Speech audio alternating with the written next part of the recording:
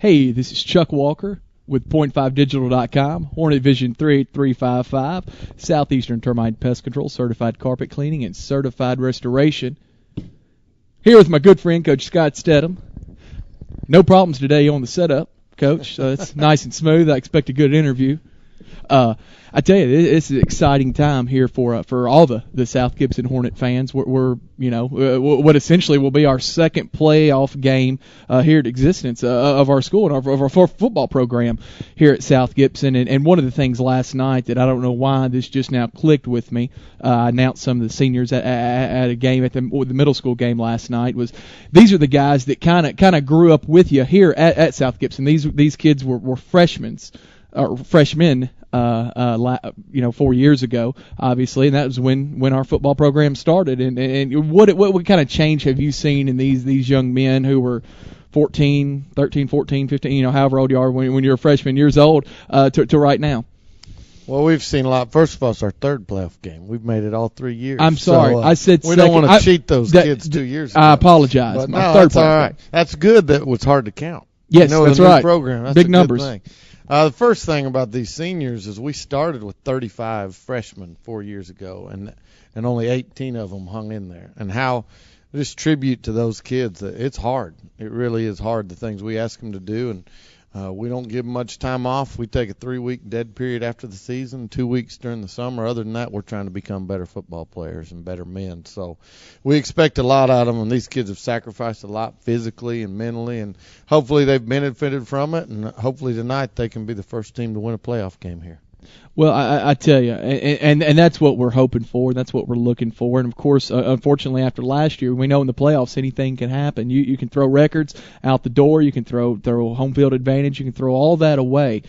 So we still have a great chance here to really end this season strong. But going back a couple of weeks, we've had some technical issues here at Hornet Vision. But going back a couple of weeks to some of these games, I know the season didn't end like we wanted it to, and our schedule was so heavy laden this year. What are some things, though, that we've taken away from these tough losses that we've had, against Crockett County and against last week against Dyersburg, that have kind of made us ready for this playoff game? Well, the first thing is when the schedule came out a year ago and we met with our kids, we showed them the schedule and we said, chances of if you win all 10 of these games, you're pretty good. But our whole motto from the get-go is if you can make a playoffs through this schedule that you're playing, you got a chance to make a run once you get there. Right. So we survived and got in. The last 3 teams we played are 3 4A playoff teams, and we're a 3A playoff team. They're outstanding teams.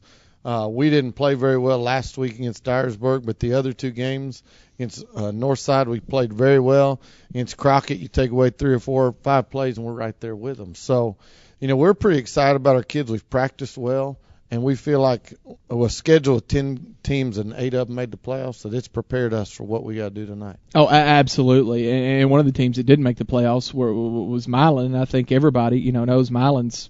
They're a good team, and every team in the playoff is probably thankful that Milan's not there. Nobody would want to face them the first round. So the schedule was unbelievable this year, and I think the job and the progressions that we made as the season went on was great. What does Hickman County do? Obviously, this is a team we don't know a lot about.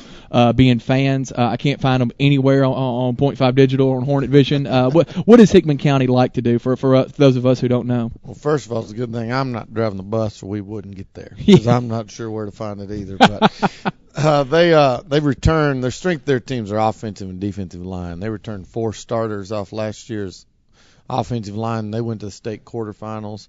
They're big, and they're very well coached. The more I watch them, the more impressed I am with how they continue to block to the whistle. Defensively, they're very good up front. And they spread you out, spread you out more to run than pass. But the quarterback's a weapon. He can do some things. Got a really good receiver, and then they get the ball to a lot of different kids because of that great offensive line they have. It allows anybody to run behind them and gain some yards. Yeah, well, I tell you, that's kind of been what's happened to us this year. A lot of teams we played. I think no matter who we were talking about, which week it was, we could say physical up front. Runs the ball well. I mean, that seems to be what we run up against, and I think that could be a precursor of this game. It's really every week has almost been a playoff game. It's at least had that feel. There hadn't been any cupcakes this year in scheduling. No, I tried when the schedule came out. I tried to ask Coach Henson if we could make homecoming be our bye week because there wasn't a sure win on our schedule. But it's been a challenge. But when you lose some games, it's hard to. Some teams they kind of fold their tent and don't feel like practicing.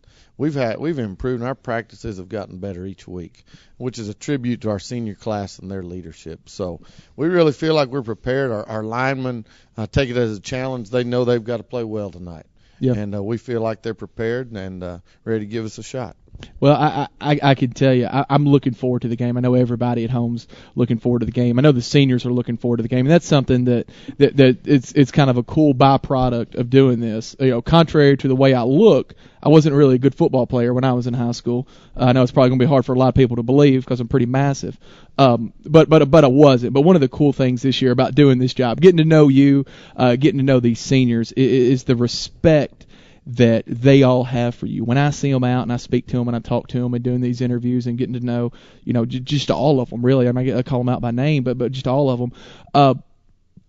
One of the tough jobs about coaching, and I ask you all the time, is like, what do you say to the boys in the locker room when had a bad half? But how do you do it when you have a good week or you have a good year like last year and you look like the smartest guy in every room you walk into versus sometimes things don't go our way? How do you guys handle it as coaching staffs? And I say it all the time when Chris and I are doing the games, we talk about it, just how lucky we are as a community to have you and the other coaches that you bring and put on your staff. How do you guys handle the ups and downs of a season? Because I know it's tough, man. There's nothing more important to any of us out there than our kids. And so when our kids have success, we celebrate that with them. And when they have failures, we're frustrated with them. How do you guys handle that, Coach? Well, the first thing within our football program is we're trying to teach them about life and teach them how to be men. So there's a lot of ups and downs in life, and how are you going to handle it? And there's a lot more 4 and 6 seasons in your life than 10 and 0. No kidding. And you got to. We've all had them, whether it's in our job or in our home life or whatever. Something happens, and so we just continue to work. It doesn't matter what happened before. You can't do anything about the past. We got to do something about what we can do right now. And we teach them all the time to forget about the last play, good or bad. We got to worry about the next one. And probably I do and I'm good at saying that. I practice in the game, but I'm probably not the best dad and husband when we're 4 and 6 either. When we're 10 and 0, and so it's hard on your coaches' families when you go through this. But and I'm probably been a little on edge this week because we're really excited and feel like we got a chance to win our first playoff game. But having a family that supports you and they put as much into this program as anybody. So that's right. And so they see the kids and see everybody, and our 2 boys jumped out of bed this morning and are excited about an opportunity to do something really special tonight. Well, I tell you what, it's a cool thing to be a part of, and we appreciate all the time that you've given us this year. I know that sometimes we're not the easiest people to work with. You'd think that Chris and I would have this plug-in thing figured out 10 weeks into the season, but not quite yet. We're gonna get better as time goes on. But man, I can't tell you how excited I am to sit here with you next week and talk about hopefully a game maybe at home. But until then, everybody come out tonight, 7:00, Hickman County. It's in the GPS somewhere, right? You might have to get an updated one, but I think you can find it. If not, you can call the school and get your directions. For Chuck Walker, Coach Scott Stedham, we're going to say go Hornets. Thanks for having us.